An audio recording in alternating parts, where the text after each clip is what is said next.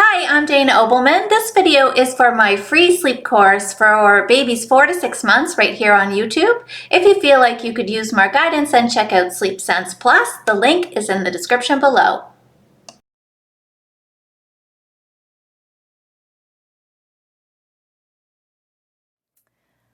Welcome back.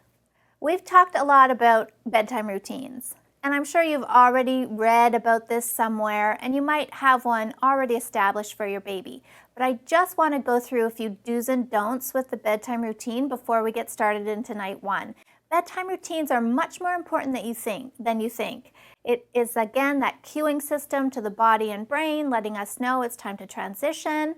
We want it to be predictable for your baby, so it's going to be in the same order every single night. And what this does is kind of send a message to our baby that, okay, we're doing these things again. That means that bedtime is coming. So what time baby goes to bed is also very important.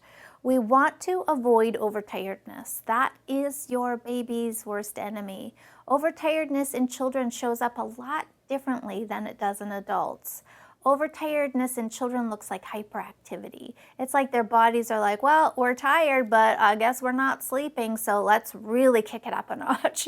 And they get a little manic even. You know, they're hysterically laughing one second and crying the next, and they want up in your arms and they want down, and they're rubbing their face and they're rubbing their ears and rubbing their eyes and just being a little bit manic. That's overtiredness, and so we really want to try hard to avoid that. We will get to that when we start talking about naps, but in the nap chapter of the book, there's a guide in there for age and time awake. So I want you to double check that. Given your child's exact age, how many hours should they be awake before they need sleep again? And really follow that closely. You can tinker with it a bit, but it's again, in 15 years, that's pretty spot on. So it's a great place to start. So bedtime. I love an early bedtime. I really do. I think it does a few things.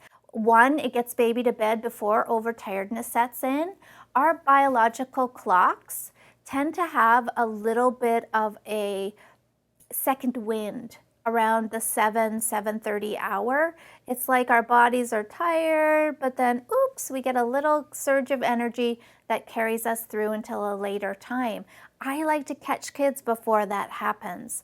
And so for me, 7:30 is really my favorite bedtime. Now you could try an 8 to 8 schedule or even a little bit later. The chances are pretty high that your baby, once she's sleeping well, will just start gravitating towards an earlier wake up, but it's worth a try. So let's say we're shooting for 7 o'clock for our bedtime. I like routines to be about 30 minutes in length. Anything longer than that can get a little muddy for the child. There's too many steps, it's taking too long, she might be getting overtired. 30 minutes is perfect. That is including a feed time if we're still feeding. That's going to include that. I love to start a routine with a bath. I think a bath is such a different and unique experience in a baby's day that it's a great cue. It's a great first step of a routine. Now, don't worry if your baby doesn't relax in the bathtub. I've never met a child that relaxes in the bathtub. They love it. They play, they splash, they pour water on their heads. They absolutely love it. And that is great. This is good quality time for you and your baby. Want to keep it to about 10 minutes. Anything longer than that, and we might be getting them a little too wound up or pushing into overtiredness. But absolutely have a good kick and splash. If you've got a baby and you're worried about dry skin, this is a clever little pro tip one of my consultants shared with me and said, you know what, my son, he had some mild eczema, so I would put him in the bath every night. One night I would use water in the bath, and the next night no water. I would just put him in the tub and let him play with his toys. I thought that was a genius idea because it keeps the predictability going, the structure of the routine going, but then we don't have to worry about the dry skin. After the bath, take baby out, get baby's jammies on. Some people like to incorporate some massage, infant massage if your child likes that, absolutely. Then there's a feed, right? It would be absolutely fair to assume that your baby needs a bedtime feed. Absolutely. So go ahead and offer that, keeping them awake through the feed. This is the part of the bedtime routine that most people are making mistakes around. They got it, they got bath, yep, jammies, yep, teeth brush, yep, now I nurse to sleep, or I bottle feed to sleep, or I rock this baby for the next hour until she finally falls asleep. In your routine currently, you are doing the work of getting baby to sleep in the routine.